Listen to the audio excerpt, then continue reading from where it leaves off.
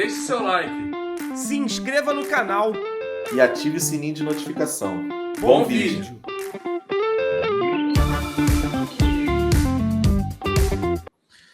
É o que eu falo, né? O tempo revela os verdadeiros sábios. Eu falei isso lá no Olho no Lance na terça-feira. O Flamengo não pode, quando falaram do Caleri, eu citei esse exemplo, tem até corte. O Caleri, eu falei, não dá para contratar o Caleri. Por quê? Porque o Caleri você anula um dos dois. Quando o Pedro voltar, você não pode botar Caleri para jogar ao lado do Pedro. A tendência hoje, o Felipe Luiz ele joga no esquema 4-2-3-1 ou 4-4-2, que ele moldura às vezes por 4-2-3-1. Dois jogadores mais do lado, um meia que se aproxima do atacante, às vezes forma esse segundo atacante, aí vira um 4-4-2, e os dois volantes. Vamos pensar o seguinte, que esse time está montado. Você tem um centroavante, você tem um Cebolinha numa ponta, Gerson na outra. Vamos dar exemplo. O Arrascaeta no meio e você tem um centroavante. Vamos dar um exemplo do Caleri, que é a escolha do Landim. Imagine você, o Caleri brinca de fazer gol, Arthur. Não acho que é o cenário ideal, mas vamos lá. O Pedro volta, o Pedro também começa a jogar e o Pedro é tecnicamente melhor do que o Caleri. E o Pedro também volta fazendo gol. Irmão, não dá para jogar os dois juntos. É impossível. Você pode estar o Arrascaeta mal pra caramba. Você não vai botar os dois juntos. Porque os dois não conseguem casar. Eu contrataria um atacante que fizesse gol, mas um atacante que futuramente pudesse jogar ao lado do Pedro. Então é mais ou menos Pedro e Gabigol. O Pedro foi por muitos anos reserva do Gabigol. Só que em determinado momento jogaram os dois juntos e foram campeão da Libertadores, que foi em 2022. Então assim, eu tenho que contratar um cara que não seja igual ao Pedro. O que é o Pedro? O Pedro é um jogador alto, lento. Referência do ataque. Né? Alto, lento, mais pesado, mais goleador, né? Tende a ser mais goleador. Um jogador com boa bola aérea. O típico centroavante dos anos 90 é o Pedro, que é uma característica que está rara no futebol brasileiro. Toda hora tem alguém procurando e não está conseguindo achar. Se você vê no Brasil ele é o único. Ele é o único. Brasileiro é o único. Se você pegar no Brasil, ou você tem um veterano, ou você tem um estrangeiro, ou você tem um cara adaptado nessa função, como é o caso do Hulk, que foi por muito tempo o centroavante do Atlético Mineiro. O Caleri é argentino, aí você vai para o Yuri Alberto. O Yuri Alberto é adaptado. O Yuri Alberto não é típico camisa 9. Cano, argentino. O Borré, colombiano, entendeu? Ou você tem um estrangeiro, ou você tem um cara adaptado. Correto. Eu acho que tem que trazer um jogador com a característica do Gabigol. Quando eu falo Gabigol, pode ser uma característica de um Eduardo Sacha da vida. Entendeu? Desse jogador que é o centroavante, mas ele é mais leve.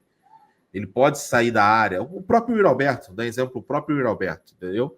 Então, dentro disso, eu acho que, por exemplo, desses nomes que a galera falaram aí, o Cucho, eu vi o vídeo desse Cucho, esse Cucho Hernandes, ele entra dentro desse esquema. Ele é um jogador, o Cucho ele tá muito mais para Gabigol do que para Pedro, tá? Roberto Firmino, por mais que ele seja um jogador mais alto... É o meu nome favorito para isso. O Firmino, ele não é típico camisa número 9, ele pode até jogar, sim, mas ele não é típico camisa 9. Mas ele jogaria muito bem junto com o Pedro. Jogaria ótimo. O Firmino, para mim, ele tá pro futebol brasileiro / pro Liverpool, o que o Tostão fez em 70. Ele é um meia que joga de 9. Quando eu falo um meia que joga de 9, ele, a todo momento, ele faz os pontas crescerem. Se você notar, quem eram os goleadores do Liverpool era o Salah e o Mané.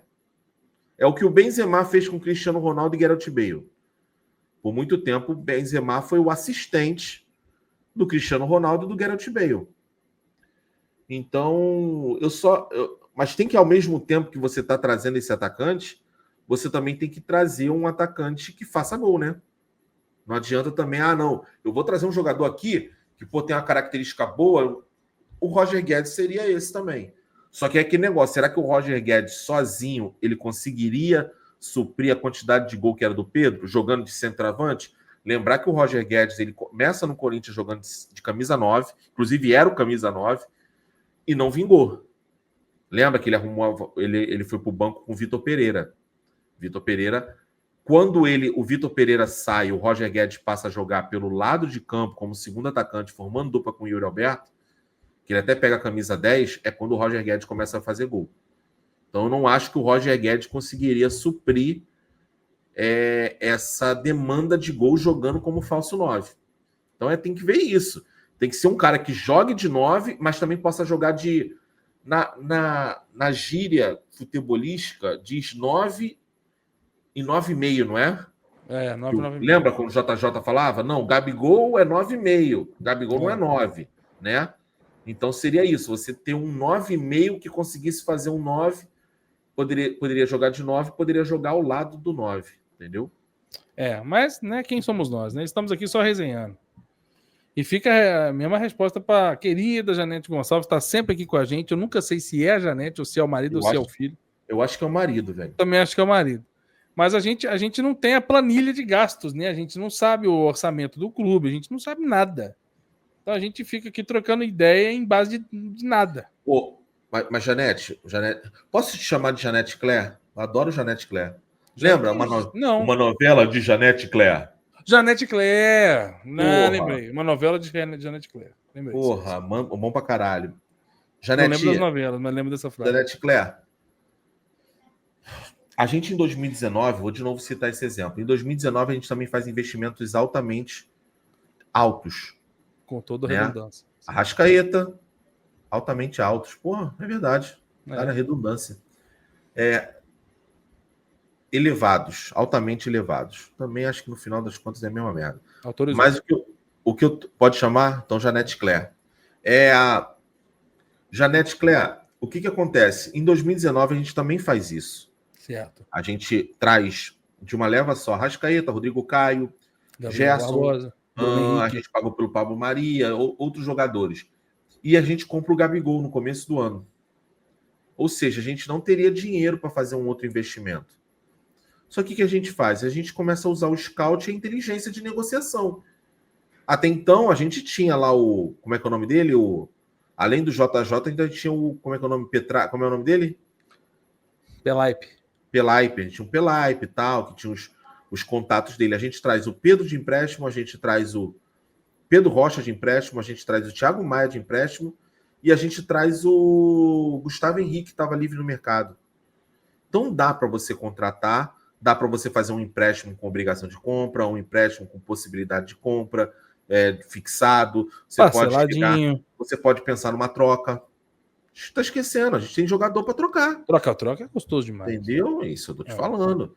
Então, assim, a gente tem várias opções, mesmo não tendo essa grana para chegar e bancar. Sim. Lembrar que também a gente pode ter essa grana vendendo jogador. Também. Correto. Entendeu? Então, são várias vertentes. Calma, Janete Claire.